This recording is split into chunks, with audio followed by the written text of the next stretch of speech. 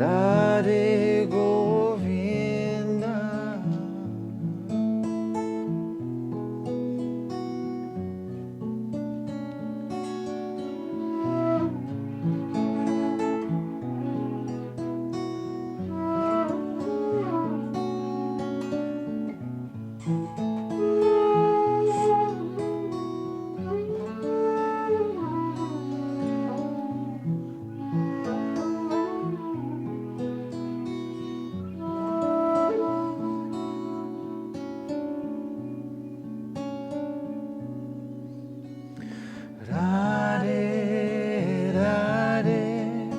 Radhe Govinda, Radhe, Radhe, Radhe Govinda, Radhe, Radhe, Radhe Govinda, Radhe, Radhe, Radhe Govinda.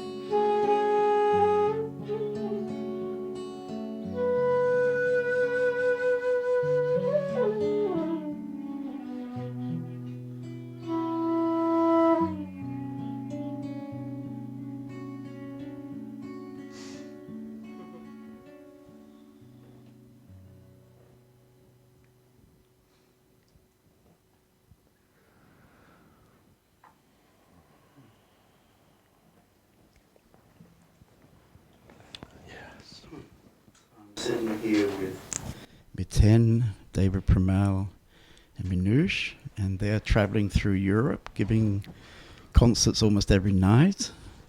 They've just had a few days resting here in Cologne, and somehow when you play together, just these few minutes, it already in a way answers the question, you know, because immediately sitting here, I feel it's not just music that you're offering. So almost immediately there's a beautiful connection happening with the three of you, and immediately I'm touched from that. So even I'm not particularly listening to the words, the atmosphere you create almost within seconds, for me, is satsang. And so it's a very opportune moment to talk to you for this project, Blueprints for Awakening.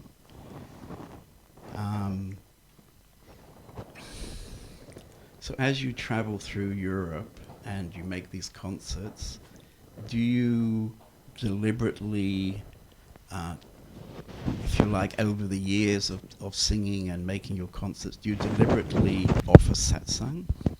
Or has it just evolved naturally somehow? I think it's also a definition of what satsang is, you know. Mm. And for me, the first time I heard of the word satsang was with Osho when he went into silence in 81. And there was communion with the master, and it was a certain format of a meditation of 1 hour. You know, that's the first time I heard that word. And so that was so deep for me, this is satsang, that I was surprised when suddenly satsang was answering questions and you know, I didn't, that's just, you know, satsang is silence and it's music and it's, you know. Mm. Now satsang, the translation is meeting in truth or communion in truth, and that's definitely what it feels like for me, what we are sharing. Right. But not but, yes. Yeah, this is what I can feel immediately. You know? I never thought to even ask you to bring your guitar because I was planning to ask you questions. Immediately, there's satsang happening here. Yes, amazing. I mean, you're very familiar now, I guess. You've been traveling for 16 years. 16 years, yeah. You know, the music, the reason I wanted to play something is because that's the only way we can express it. You know, it's because you know, and we all know, it's beyond words. Whatever it is, this experience. So we continually try and somehow frame it in some way because that's our nature. But the only way for us to be able to do it, and of course other people have found other ways and can express it through words. But for us, the music is pure because it was actually conceived and born within the realm of a spiritual enlightened master. It wasn't something we brought to the master. It wasn't something that we thought up after the master had left his body. It was actually born in that time. Like I'd stopped, my journey in this was that I'd actually stopped thinking of myself as a musician when I came to Osho. I sold all my instruments. That was my job.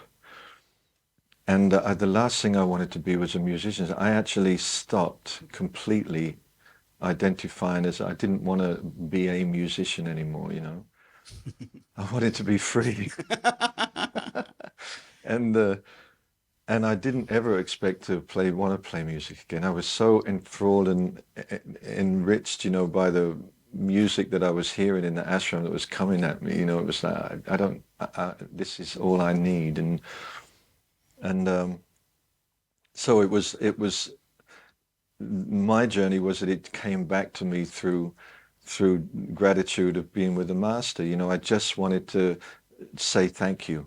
And so the guitar, and that was a way I could say thank you. And so and it came back. Then I started to play again. In Deva's case, she came to me. We were hanging out as friends, and she started to sing. And you know, in that whole journey, we were first lovers. We were first lovers, and then her journey began also in the ashram, began singing again. She was taught as a teenager, as a young girl, but she dropped it as a teenager. So the music just came out of this gathering, this whole connection. And it's still that. It's nothing, we can't do anything else. We never tried to shine it up or do anything other than be a kind of medium, maybe. Yeah, we feel like through. messengers. We feel like we're kind of messengers. I don't, you know, that's where I feel comfortable with this stuff coming through us, and it's recognized, and it's also when people come, they bring it too. Right. You know. Right. So without knowing it, they bring it somehow. The love is palpable. What's that word? Palpable. Yeah. I mean, I was actually going to ask you about this love because it seems to me what you just said, you know, it started with a personal connection in love, and then it developed into a connection through the master, also in love. And now, in fact, it's changed in the sense that now you're sharing, I feel, as a master's in your own time. You know, you call it being a messenger. But I mean, it's steps, yeah, and it's a flow, and it just happens, I think. Yeah, I feel myself more like a facilitator, you know, like it feels like we all have that urge and need and love to come together and be together and sing together and be in silence together, but we need somebody to make it happen, you know, we need some Catalyst. Yeah, so that's what I feel like, you know, like we're somebody who can provide that space that we can all be together. Right. And that's a very relaxed feeling for me, you know. That's good. I feel good with that. Well, we're free of performing. Yeah. Right. Then the love can come through. The love that is there, then the love comes through because there's nothing in the way of it. Right. Right. You're singing mantras. Can you tell us what a mantra is? Mantra. He's English. He's a mantra.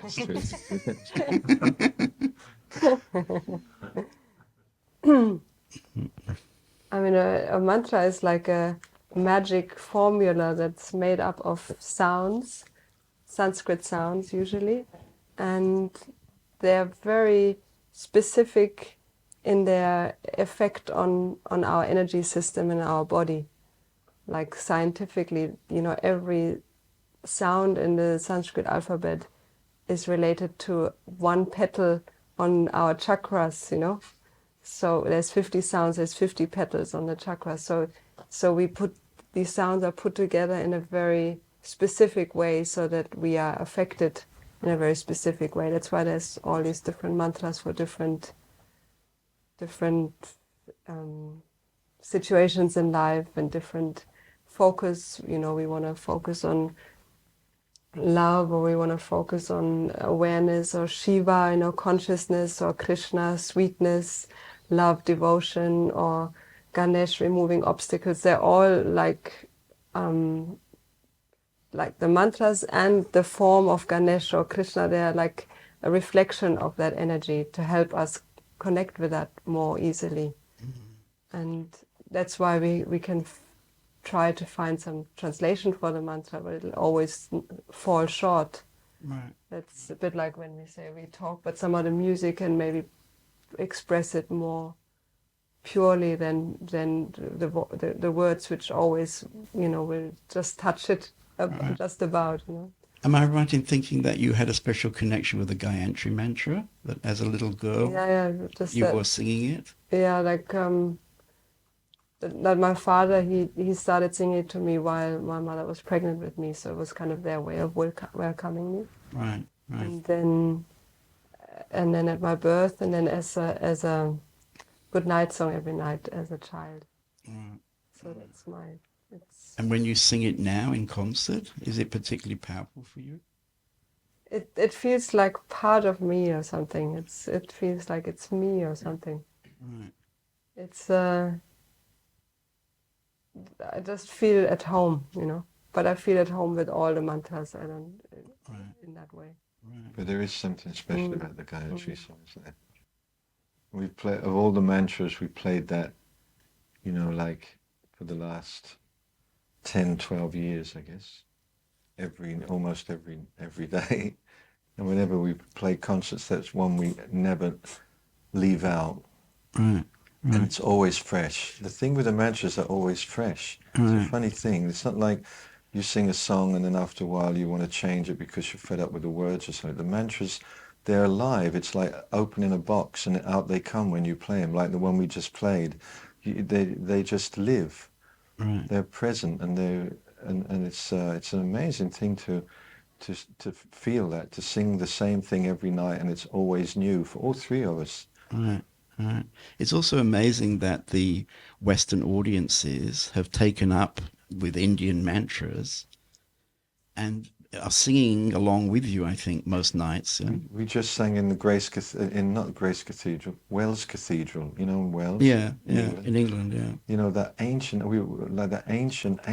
old Christian, an amazing old beautiful cathedral, like, yeah. And there we are with 1,000 people all singing mantras in this cathedral, and the Western people. There's something. I was wondering, what is it? Is it that the Christianity somehow has not answered these people's needs? Because here we are singing a totally different thing, and we're welcomed by the Christian community. Mm-hmm. The ministers were there, and but there we were strangely singing Hari Om Shiva Om, and they're perfectly right, It might be rather fun to add one of those old Christian hymns in sometime and see what happens. We've got Hallelujah, there's so much magnificence near the ocean. Yeah. Hallelujah, and in a way. Hallelujah, it's Hebrew. Well, it's kind of, it's on the, it's on the cusp. Because I think it feels to me it's even beyond the mantra or beyond hymns or Hebrew. I mean, it's something, as you say, you can't talk about. And one way of coming to it is sitting and talking about truth. And another way of coming to it is singing, yeah? And it's just an energy that moves between you guys as the focus and whoever's there, and something happens together. Yeah? It's like a communing together. Yes. But the mantras, they really talk to some deep. It really feels like we all know that language somehow, like, because so many times we get mails from people who hear a mantra in a shop or something, have no idea what they're listening to, and are deeply affected, and then so it seems to be this universal sound language that we all relate to, no matter how connected we are to India or Right. or the mind. But what I perceive also in your concerts is what Miten, you were saying perhaps a few minutes ago, that there's also a certain space you create because you kind of stop, yeah? And in this stopping, in a way, I guess the first time you did it, it might have felt a bit dangerous, I don't know, but you stop, and then something happens very spontaneous in the silence that's there. And I felt that a few times in your concerts, that like it's a magic because you don't know really what will happen. It's not the same as singing because, as you say, you have some sense of the effect of a mantra. But with this space, which you seem to me to be very courageous to create, yeah, where you just kind of stop, and then it's very familiar usually between you, and that touches everybody immediately. And it's like it draws them to you. But that's what I mean. That's we couldn't have figured out a way to perform that. It is just a natural, because it came out of the ashram, because it came out of that experience with Osho. There's nothing else but that. So it's not that we try and do it or anything. And it's just a natural thing that and what I see happening is that as the world speeds up and as all the information and everything comes more and more intense, it's rare for people, including myself, to stop, and the concerts are an evening of stoppage. Yeah, but that's kind of very courageous, It's very courageous. Yeah, but that's what I mean. It would be courageous if we actually felt that we'd done something to, but the fact that it would be more courageous for us to try and perform, to go and say, okay, now you do that, and I'll do this, and then we'll sing this song, and then Manoj, you do. If we, that to me would be more courageous than hanging out and saying, what shall we sing, what do you want to hear, and because then the energy, there's a flow, and that's what makes it comfortable. When you started, you're saying how you had this very strong connection, both of you, with Osho, and now I know you've been traveling in the world for these many years. Have you now got a connection with other masters? Do you feel yourselves messengers for other masters? Personally, no. No? No. You can only have one master. You just, when that happens, there's, I've sat with a few other masters, and I can say that they've all enriched my life, no doubt, Right. But there's only one master. Right. There's only one master. Yeah. That's very clear. Because I think you've been hanging out with the Dalai Lama. No, not really. We just Not had so a much. private, one time. But for me, I just used to be much more insular, I used to only be going in the ashram. I only have friends who are Osho sannyasins, and so now that's gone totally, and I don't make those distinctions anymore, between non-sannyasins and sannyasins, how it used to be like, I don't know, 15 years ago. Right. And in that way, I feel much more, I feel totally inclusive now of all the different paths and gurus and, and that's a really beautiful feeling. Yeah, you recorded last year for the Golden City. You recorded this Mula mantra. Yeah, because I mean, the Mula mantra, the meaning of it is so beautiful and so universal, the way it honors, the divine as first as the unmanifest, and the divine as the spiritual teacher, the guru, the divine in every one of us, the male energy and the female energy. I mean, it's just such a beautiful whole, celebration. Do you want to get your bansuri? Let's play it. Can we play it? Sure, yeah. That would be nice.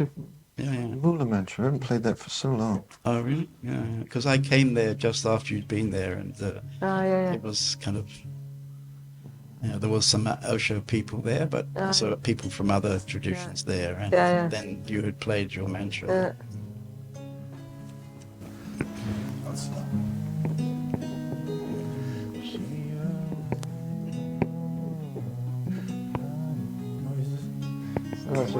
How's it going? No, sat.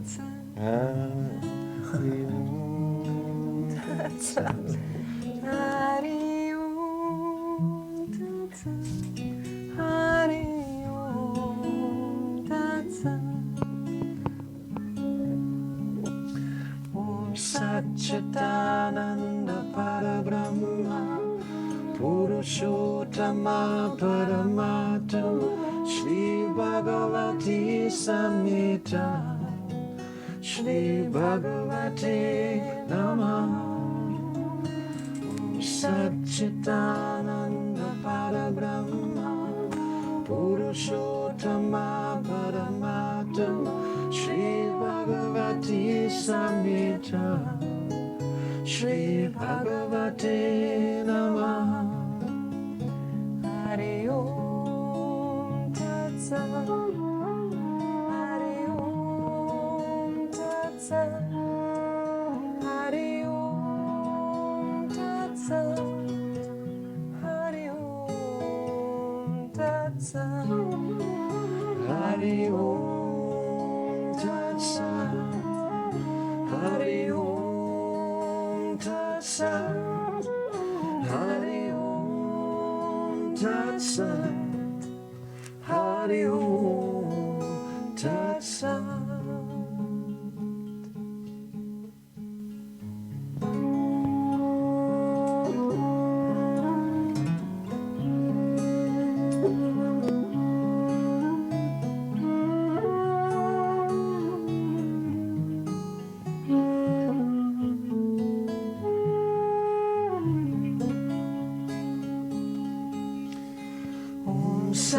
Satchitananda Parabrahma Purushottama Paramatma Shri Bhagavati Samhita Shri Bhagavate Namah Satchitananda Parabrahma Purushottama Paramatma Shri Bhagavati Samhita Shri Bhagavate Namah Hari Om Tat Sat Hari Om Tat Sat Hari Om Tat Sat Hari Om Tat Sat Hari Om Tat Sat Hari Om Tat Sat Hari Om Tat Sat Hari Om Tat Sat.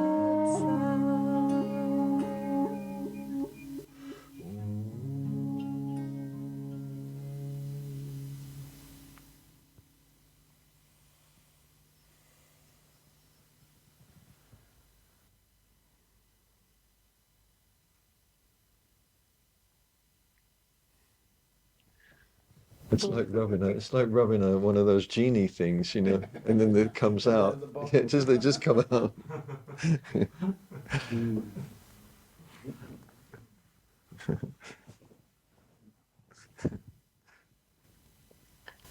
There's a fundamental question: who am I? Who are you?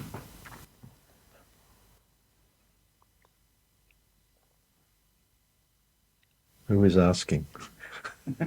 You just give us a clue.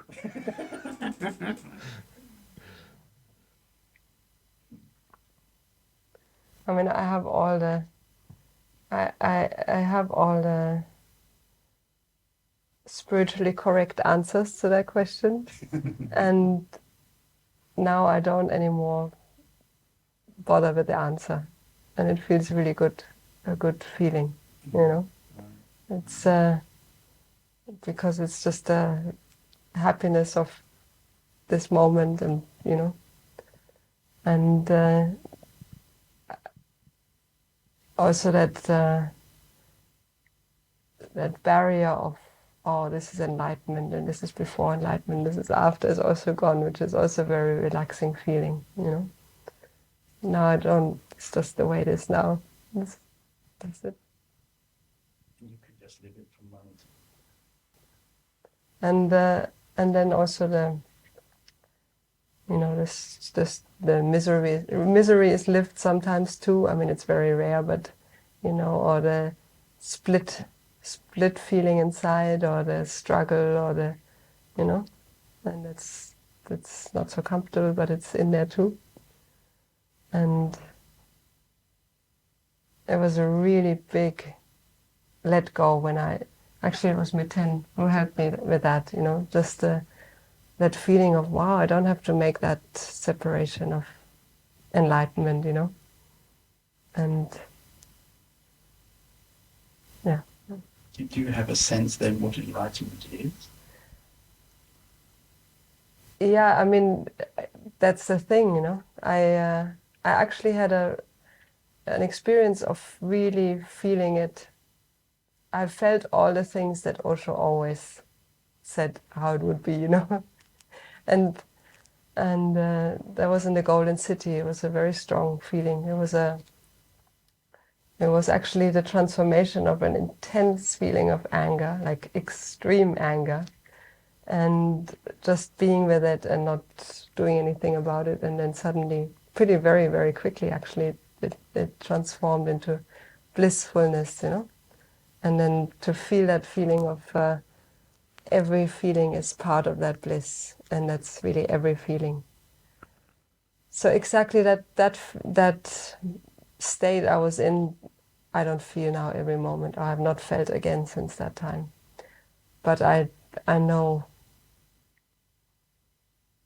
I've experienced it, which is I'm very grateful for. And still I've also I don't really look for it now. I mean, I don't really try to recreate it, or I'm basically just really happy, I'm just really... What's wrong with it? Just happy.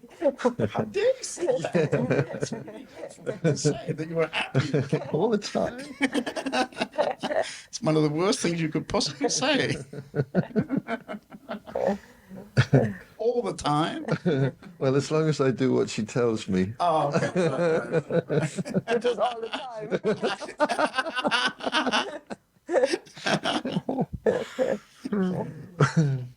Miten's got a much better answer. Oh, I don't. Okay. I was trying to think, what am I going to say, and I have no idea what to say. I have no idea what to say. Let me ask you the same question.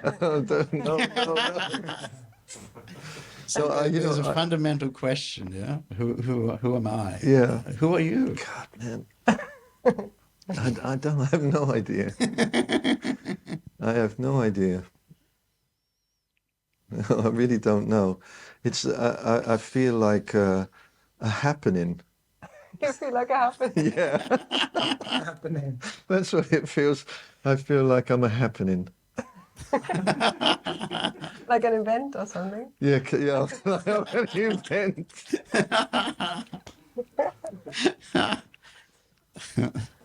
So you're not... Getting You don't... tickets to that. So you don't care too much about enlightenment either, I think.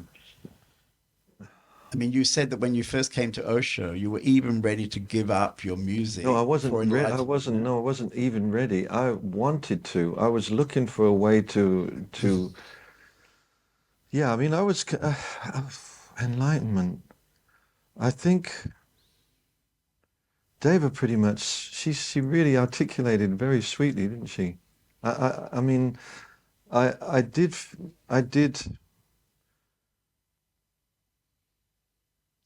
I mean.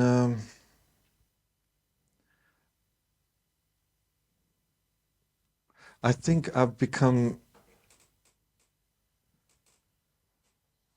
life has become easier for whatever reason, to a point where, you know, I like to, I wake up in the morning, I like to exercise, you know, and I like to take the day as it comes, you know, and we have schedules and we have commitments, but I don't concern myself with them. Deva does, you know. She does. She's amazing, and Mano's here. The question is, who are you? No, but this is yes. I'm trying to get out of it, you know. No, but I was actually, you know, I was moving in that direction. You know. So yeah, I'm just, you know, things happen, and I'm part of that happening, and that's what happens, and it will happen until I stop happening in this physical body, and then something else will happen. I don't know. I just. I think we just failed the test here. Yeah. Yes. I think that you see, what's really interesting for me in trying to come into an understanding with you is that you actually express all this in another language, which, in fact, I'm not a musician, so actually I'm not so a party to your language. My language is words and silence. Yeah. Your language is music and silence. So we can meet in the silence. Yes. Mm. And then it's easy, because as soon as you play, at the end of the playing, then it's just profound silence. It's like tangible cream cake that we might have found in a little cottage in, you know, in England somewhere. Sugar-free. Sugar-free. With real strawberries. Organic. Organic.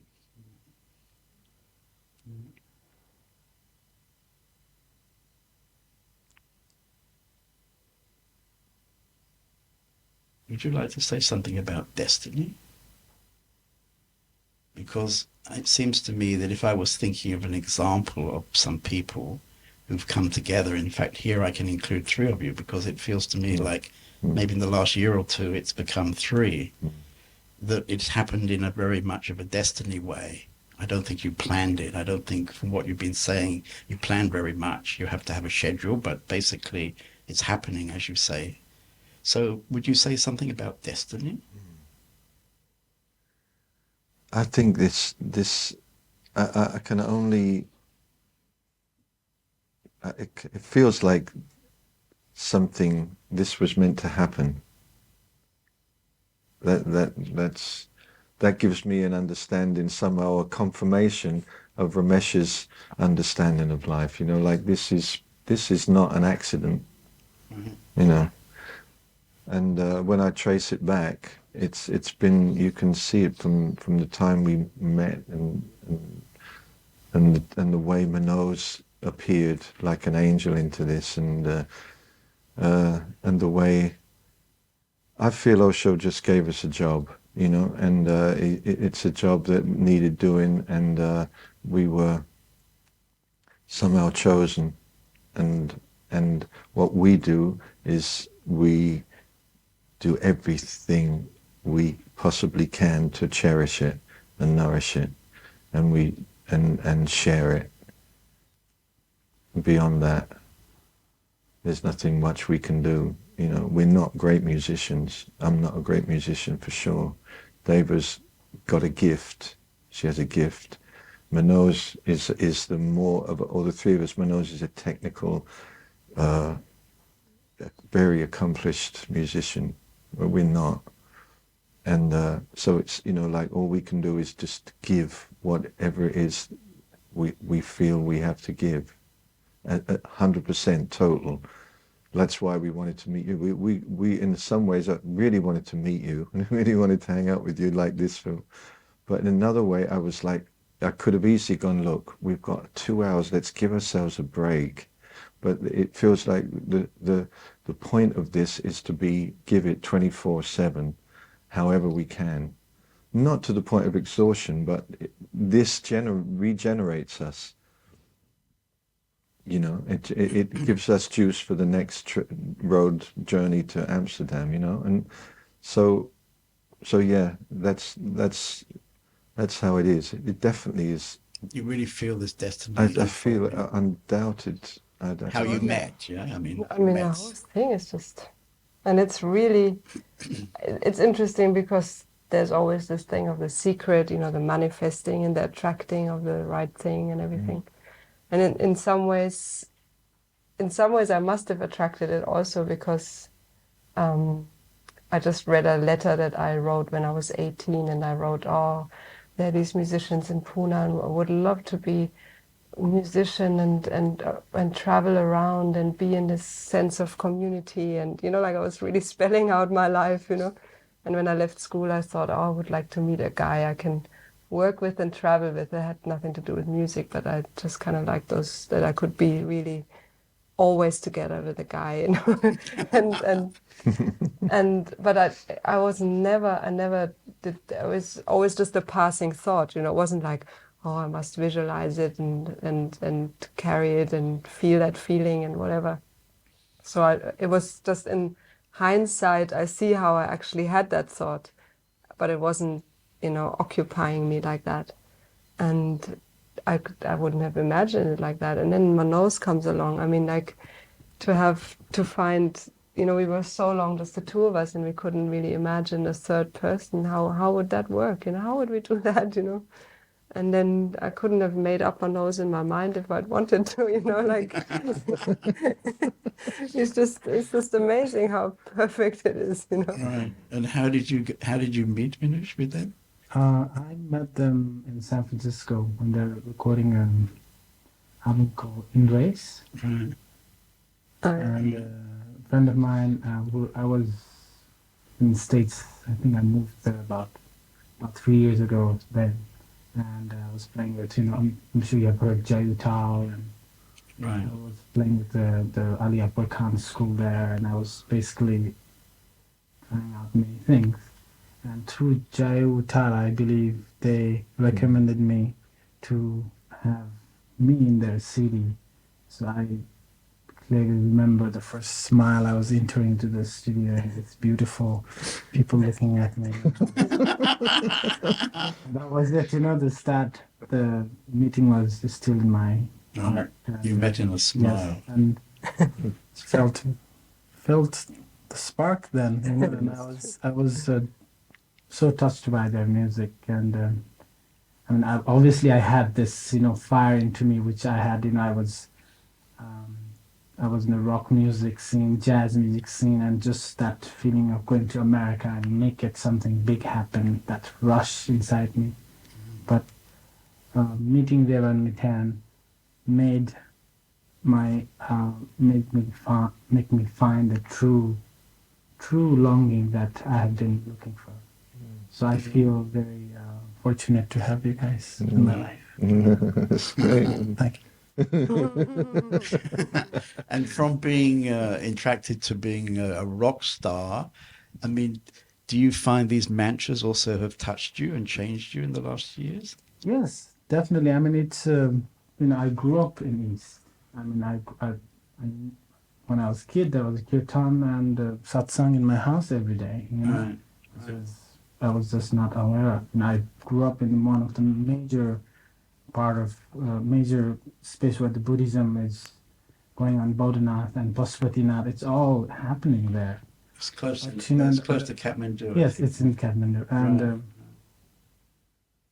for me, it's like coming back to mantras and just, repetition of same word and same mantra. It's like practicing a note that I practice all this saragama for hours, the same thing.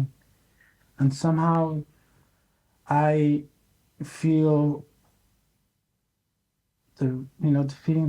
I feel like I am getting to know all this mantra back again in a different way that I have never cared it before, So it was there as a There, child, yes, the and way I with didn't Deva had really- also as a yes. child.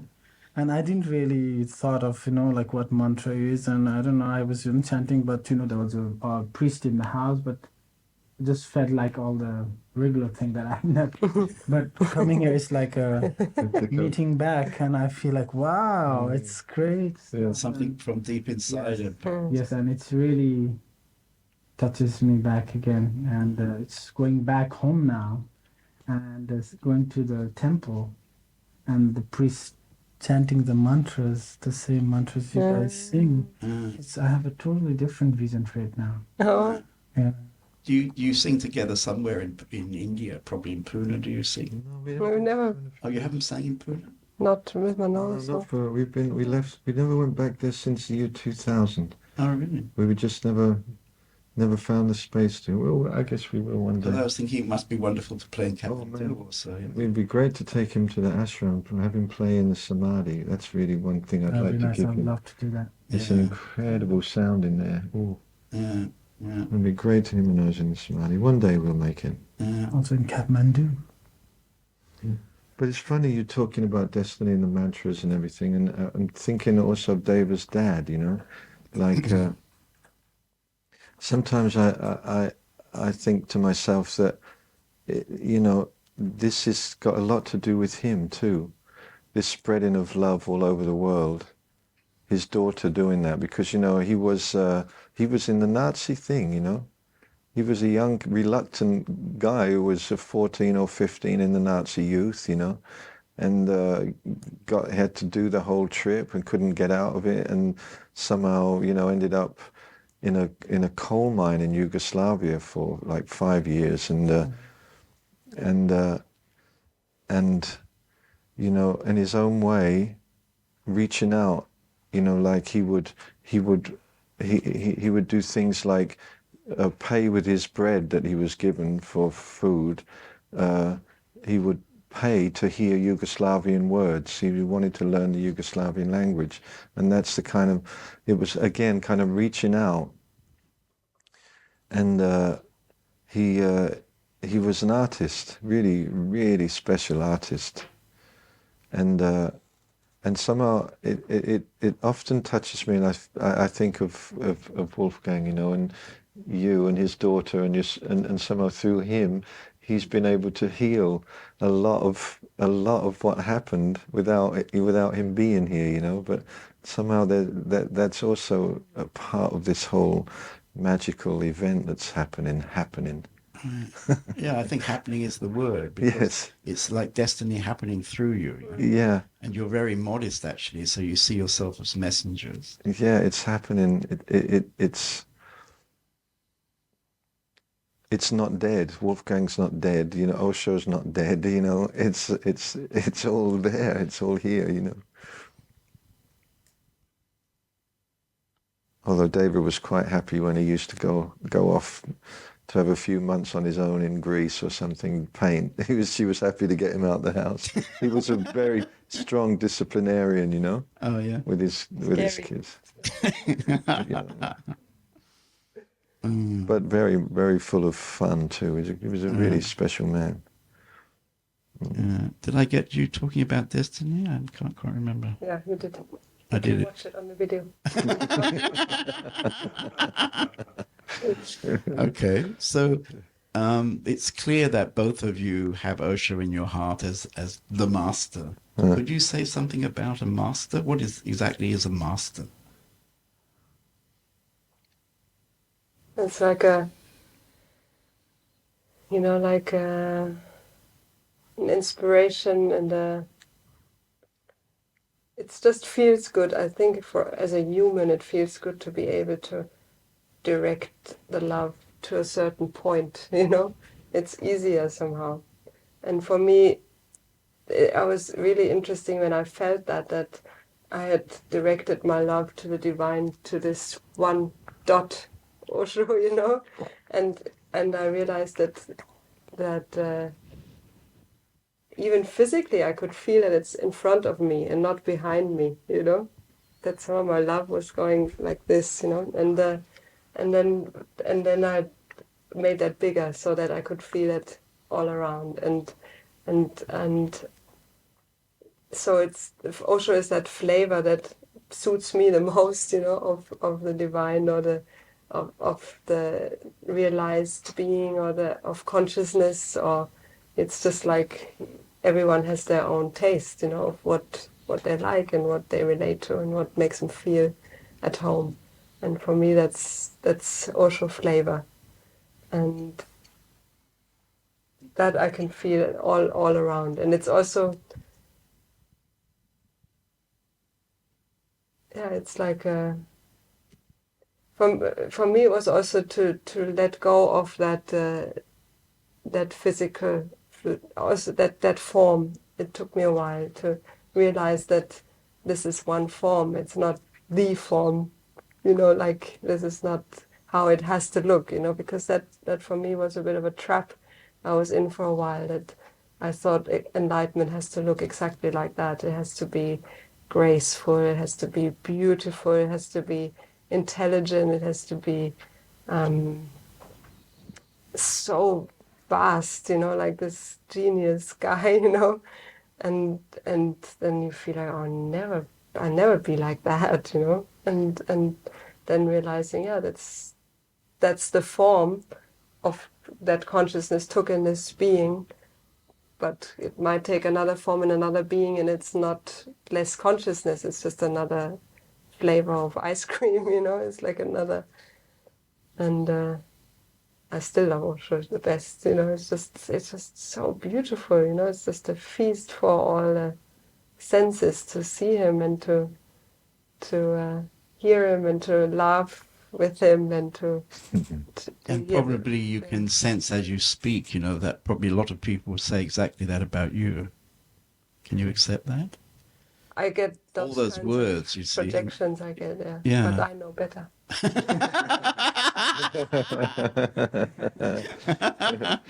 But I think that's the thing with the Master, and I think it's a point, is that Osho wasn't what we projected either, but he helped us.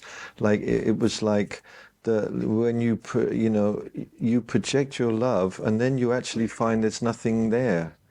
You know, and Osho's way of knowing better was that he also knew better. You know, he was Master's like a window. That's how I see it. You know, and you just you know, and somehow there's a seduction involved. You know, there's a kind of a seduction, and until you realize the further you go towards that thing that's calling you, it's the closer you go to yourself, actually. And when you actually completely dissolve into the meeting of that thing that you've been being seduced to come close to, there's nothing other than this moment, you know. And I think that so shows that was any master's job. Once that happens, job is over, you know, his job is done, and as a human, and he, you know, and so, you know, the projection is, in the case of Deva, I see it, you know, and me to a certain degree, but of course a lot less. But the fact is that the projection is healthy. It's a feeling of love. And if Deva stays true to that thing of I know better, there's nobody there in the end. People will find there's nobody there but themselves feeling love, you know, and it doesn't have to, Deva doesn't... I watched her, you know, because she was she was a very shy young girl, and who wouldn't sing or wouldn't open her mouth and sing in a sound check because she wouldn't want to sing alone. She's okay singing with me. So I've watched this journey where people have I've projected so much on her, and it's beautiful. And you know, from my vantage point, I've watched, is she gracious with this? How, you know, and I've just watched her graciously live this thing that she's been destined to live. And you know, the ego it's been so right that she never considers herself a musician, because that musician's ego is not there. There's nothing there but, oh, you know, you think I'm that, but I know better. Right. You know, This is a very beautiful answer, you know, because it's very easy to. Yes, yeah. When Dave and me were just the two of us, when I was thinking, what am I going to bring in? I'm going to bring in maybe another string instrument or something. And what I'm not going to bring in is any wind. I don't want, Deva is singing, that is her territory. I don't want another wind instrument. That's the last thing. I want something that this is her, And what do I get? I get a guy who just makes love together, like they just like, Right. Right. So, I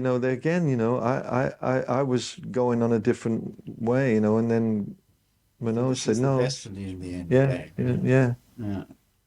I think Ramesh has a book called Who Cares? And in a way, what you're both saying that I understand is that it's a happening. Yeah. There's not anybody to care. Yeah. There's not anybody to be enlightened. No. And it's just happening. Yes. And if people project onto you both or onto you, that's their problem. what you might have projected 25 years ago, it's a necessary projection for some time, I think. It's a heart opening. The heart is being opened. Yeah. And that's what we all long for. Yeah. I mean, if we're the catalyst for that, we're okay to stand in front of that because we know better. You know better, but also you had a time when you needed that projection. And tonight in Amsterdam, there'll be some people coming for the first time maybe to this kind of evening, and they'll be drawn to you from, if you like, ordinary love. And that projection feels absolutely right. Yeah. And then later, as they understand more, that projection naturally changes, I think. So it seemed to me what you were saying about a master, that he stands there and says, come, and you come, and then just when you touch him, he's disappeared. And then there's the window or the door, and you step through that. Well, that's the moment of stepping through. That is the moment of stepping through. Up until that time, you're stepping towards the window. You just don't know it. But it's just step through, isn't it? Right. And then... Yeah. Beautiful. Would you say something about devotion to the master? Because what is coming out now very strongly is that, in a way, you're both inspired by devotion to the master. You call this master Osho, but in a way it's something, I might say, beyond Osho. And what's left is something we can call surrender, devotion, trust, those kind of words. It's interesting because devotion, you can get stuck in being a great devotee too, no? And I do find sometimes I feel like, I carry in my little locket a hair of Osho, and it's about the only, I love to see his face,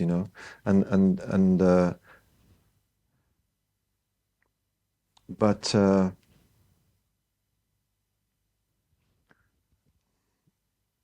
it's funny, isn't it? Because devotion somehow means being devoted to a physical form. That's when not necessarily. No. I think what I get from you both talking is that you're not devoted anymore to a physical form. You're just devoted. Yeah, but there is something about his face that I tell you, the last time I saw Osho physically, I watched him walk off the podium, and I said to myself, without realizing, he was very ill. It was about 2 or 3 days before he left his body or something. And I realized, this thing of, we were all hanging on to his physicality so strongly, and feeling like, wow, till that's not there, we won't be able to make whatever, or I think I even felt the collective, because I think I was thinking we'll suck on your breast until you take it away, and then 3 days or so later he was gone, and what remains. You know, I don't want to be sentimental about it. You know what I mean? I don't want to be sentimental about, oh, I miss his physical presence. I don't care. I never was physical, that close to him anyway. But sometimes I think, oh, I'm going to have a little picture of him. I'm going to put him down by my monitor in the concert. But then it feels wrong. It feels silly. You know. So what am I devoted to? I am devoted. I know that. I feel it, and there's no question. But I can't really separate the physical from the unphysical in a way. There's some part of me that bounces between loving to see his face also, you know. It's interesting, you see, what you're saying about this picture, that it doesn't feel right to put his picture, because as I understand it, in Pune now, they've taken his picture from Also true, yeah. And I think the idea they had for that, as I understand, was exactly what you're saying in a way, that it becomes bigger than the form. So you're devoted to the divine, and it has been called Osho, it has been called Ramana Maharshi, there are many great masters, but it's just this divine. But at the same time, if you look at that picture of Ramana, it emanates. If you look at a picture of Osho, there's an emanation happening, you know. Yeah, it just is, you know. That's a mantra right there, you know. Right. So. And in fact, the beauty of the film, particularly, because originally I got a sort of inner message to go and make this film. The thing that's beautiful about the film, and it's become in fact more popular than the book, is this incredible energy from all these masters. There's about 25 masters on the film.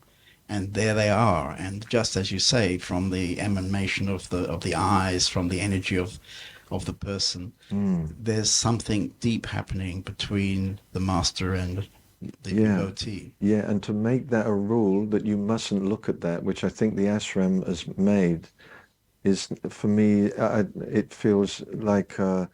But maybe, you know, I don't know. I never tried to run an ashram, so I have no idea. But you know, you've got to have certain direction, you know.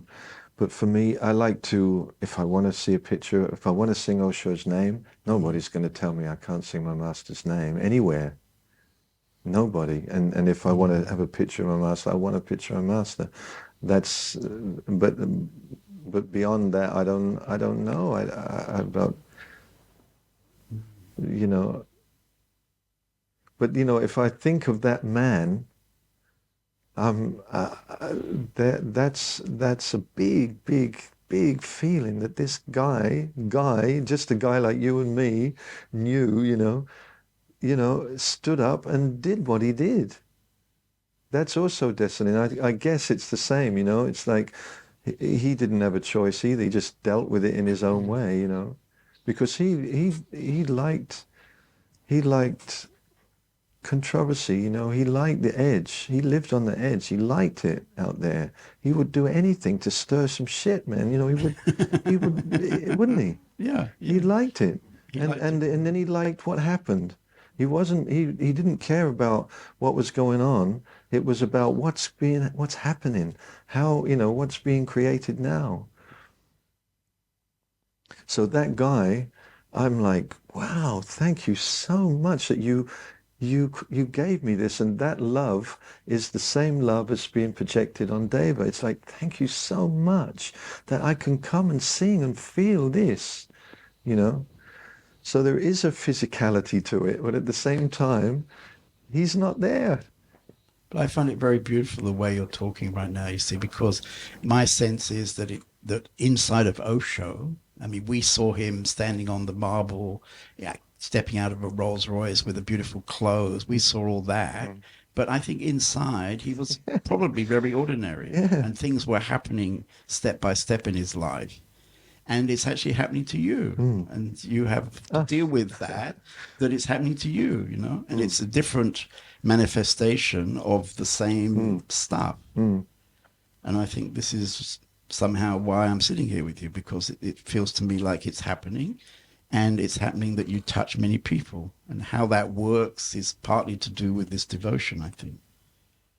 And it must be something that has to touch you as you travel through the world, not just in the concerts, I guess, but in people you meet out of the concerts. And it must have been getting stronger over the last years, I guess. I mean, you know, Miten's he's an English kind of Geezer, go and say it. Yeah, he's an English geezer, you know. His dad was running pubs, so he can handle it. But, you know, you're sort of delicate and very... That's total projection.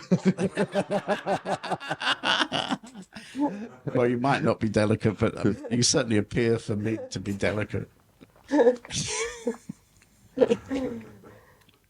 She's very grounded. Yeah.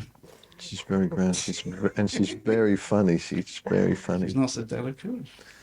That's not one of your questions.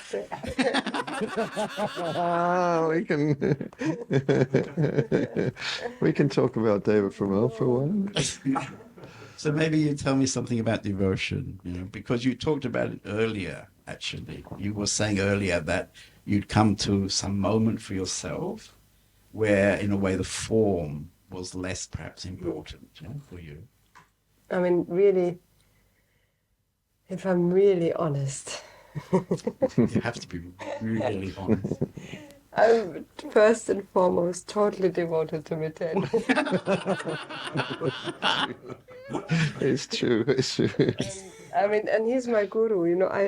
For me, Miten's enlightened, you know. I mean, for me, the way he lives is my inspiration, and I'm totally always blown away how he lives his life, you know. Like it's and how he. That's the great thing about English geezers. Yes, not all of them. No, I'm not sure. Because actually, he probably forgets, but I met you about 3 or 4 years ago in the Rainbow Festival. I met you for like 2 minutes. You were practicing in a little room, and I was coming there. I don't know exactly why. I can't remember. But anyway, we had a few words. I immediately thought, English geezer. So, and that feels, I mean, I love service, you know. I just love helping, or I love, so and through doing, I guess, you know. I mean, just because I'm very down to earth, you know. So that makes me feel good to please in a beautiful way, you know. And like on a bigger level, then I like to do the best I can for the people who come. You know, that I try to answer their emails, or I try to be there after the concert to meet them if they want to meet me, or, you know, so that makes me happy. I don't know what that's got to do with devotion. I'll come back to that now. and the singing, for me, that's I always feel this feeling when I sing. It's that feeling of thank you so much, you know, like it's too much to say, you know, and I can sing that thank you, and it's the best I can do to express it. And it's also a fill me up, you know, with you, you know, you know, so it's this, and I feel that's devotion. It's a circle, actually, you know. It's not just a one way, you know, energy going, energy of love and acceptance and but it's also an openness for that to come inside of me, and that's why I love the mantras and the singing, because they are a bit of both, you know. And actually, you don't know, are you singing to Krishna to say, oh, you're so great, or are you singing, please Krishna, you know, help me, and you know, and the mantras don't tell you that word, you know. It's not really a sentence, you know, like that, you know. So you can put into them how you feel, you know. You can they carry both, you know, and that's devotion. Well, you said you were devoted to me. Can we talk about that?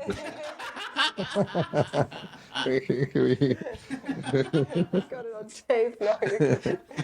Do not erase that bit. The real truth. But I think you talk about each other a lot, even in the concerts, don't you? I mean, you have this kind of talk even in the middle of the concert. I think about your relationship. About concerts are like getting in bed. They're just getting in bed with each other, and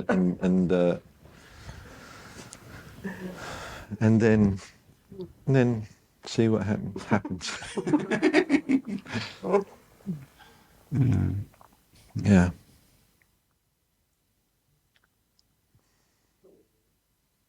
So I think I would like to ask you to play something that, feels right for you in this moment. Probably I don't have any more questions.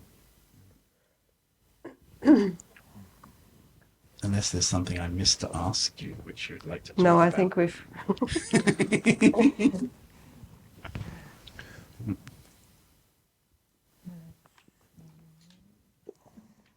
I'm going to say... You can sing.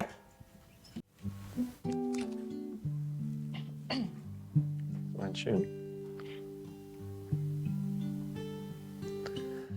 In the light of love, we are whole. In the light of love, we are home. In the light of love, we heal and sing. Thy will be done.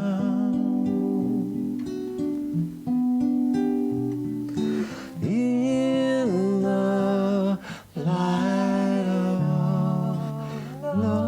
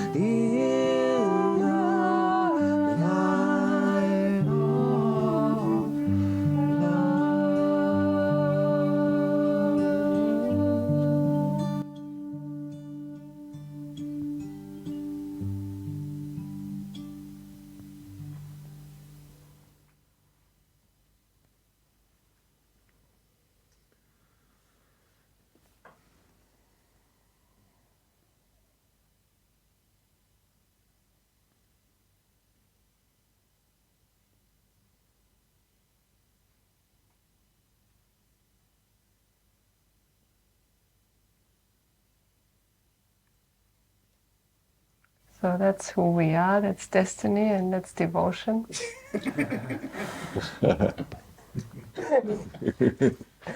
Thank you for this invitation. Thank you. Thank you.